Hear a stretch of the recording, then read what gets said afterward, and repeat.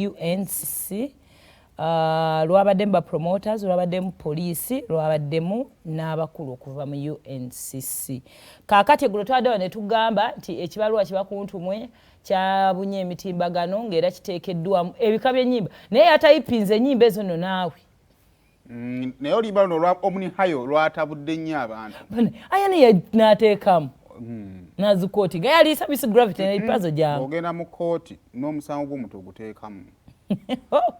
Bannaye nagamba nali ngoberera omusango keesi ya Pastor Robert Kayanja n'abaana abayaloopa ng'ekigambo ku kigambo okunzika kuba kuwunzika. Bannange kaakati no munnange abayimbi baffe abalungi ab'eggwanga abanene abo tebaalabiseeko. Abayise olukiiko balina kubeera wano.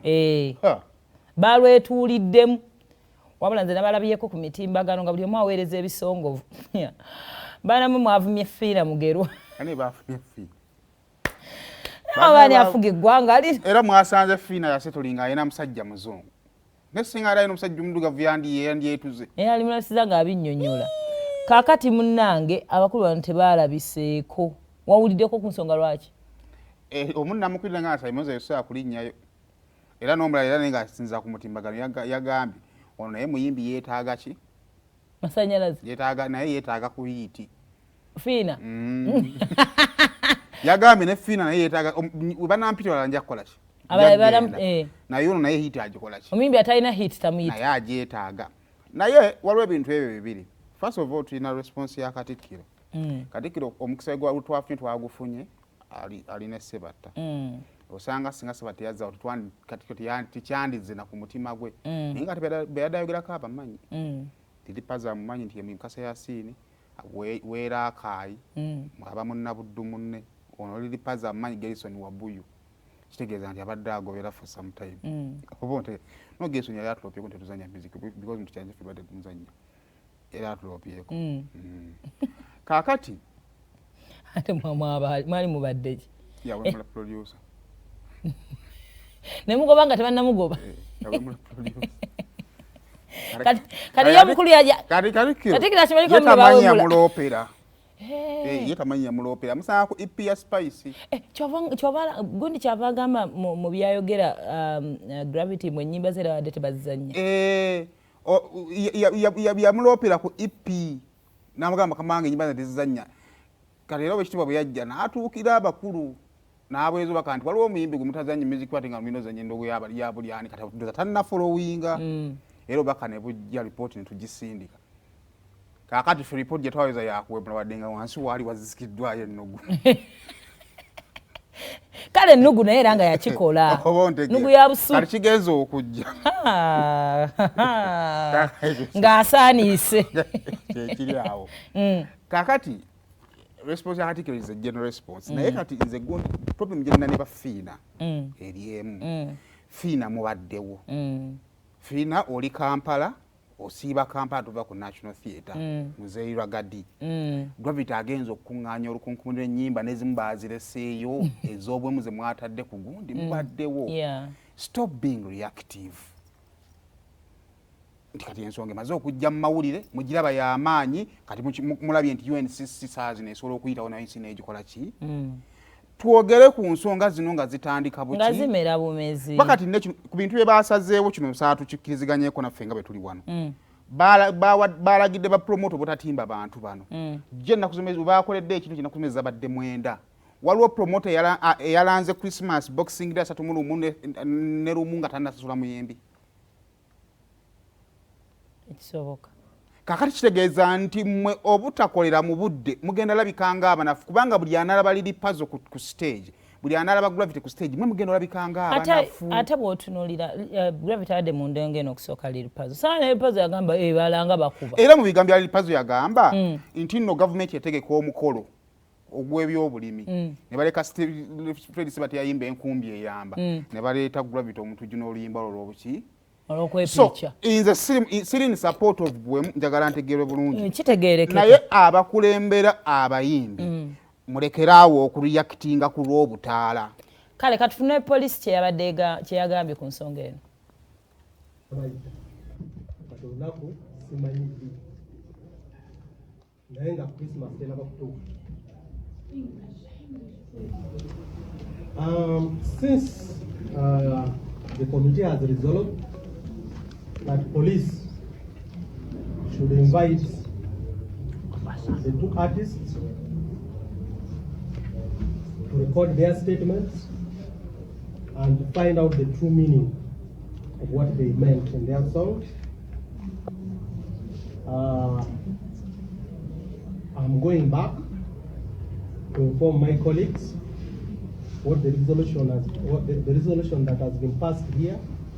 We shall decide when to summon them for interviews and for statement recording, and I cannot confirm that it will be on such and such a date before I consult my other colleagues back at Kampala Metropolitan Police. But I can assure you we are going to summon them.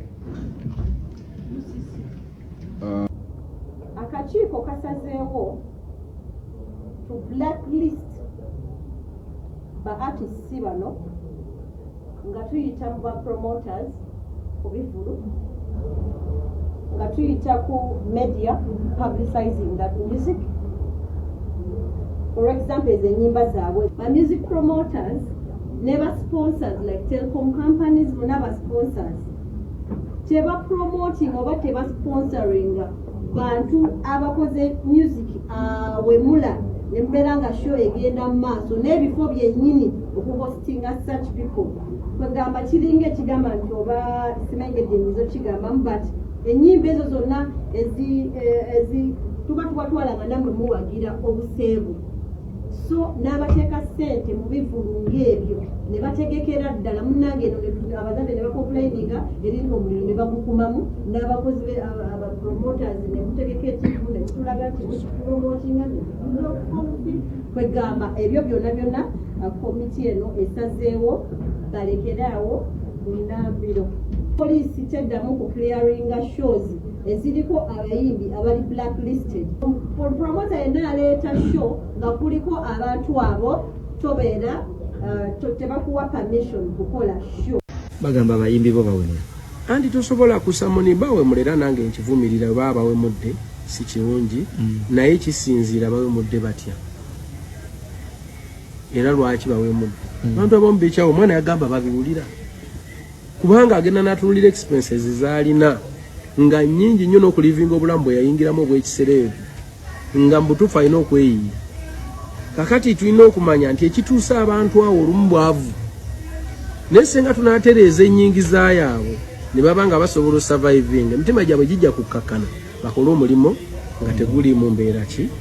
Ekyokubiri tulina okumanya nti ffe mu ghetto gye tukulidde twakulyetingawo ebigambo ebipya nga tubako bye tubikka. Kati ekigambo ekyakulyetingibwa ghetto kiyinza obutabeera gazeted wali nti bane kino tekiddamu okwogerwa wano kubanga kipya olumu kiyizibwa naawo.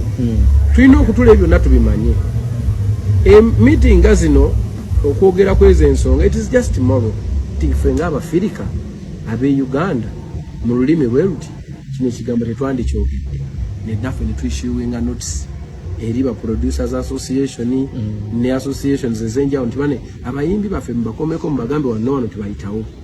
Nina omuyimbi naye ajja kugamba nti ebyo nanga tonnabiŋŋamba nze nga nzibibwa terya nnyambi kuba UNCC yasamoniza abantu abo naye kipapula kikubye online neswaza oli popularist celebrity omuswaziza mbawagizi be gyakolera business akugamba lwaki toyiseeko mu bukulembeze bwange bwo ne bumpita waki omala ku ebyo byonna nabo balina ensonga zaabwe. So nze ndowooza UNCC UCC n'abalala ne ministries ezigenda zitwala art oba creatives batuule bajje batuule n'obukulembeze. Obukulembeze buno bafune nabo meetings tubatuusize ensonga zaffe ensonga z'aba creative bano batubage ba creative balina gomanyi kyobeza ennyimba aon. What is Kenzo trying to mean? Anyway, Kenzo is trying to be a good leader. Okay.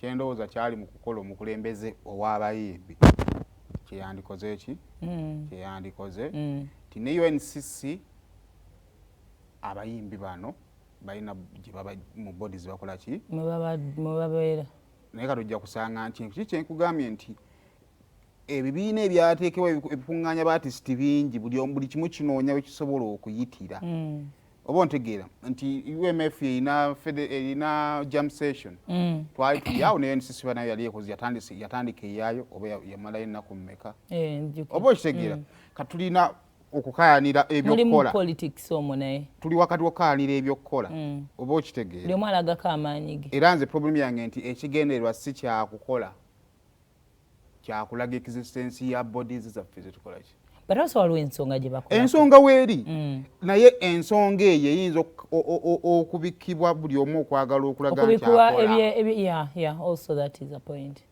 ensonga enkulu eyinza obikibwa anyway byebyo abakulu balagidde obutaddamu kubateeka ku kipande kyonna oba okubalanga kati ba promoters katulabe bwe binatambula December eno however ekyasaliddwawo naddala ffe gye tuva wano we tukolera kale bwe tweyongerayo bebe kuli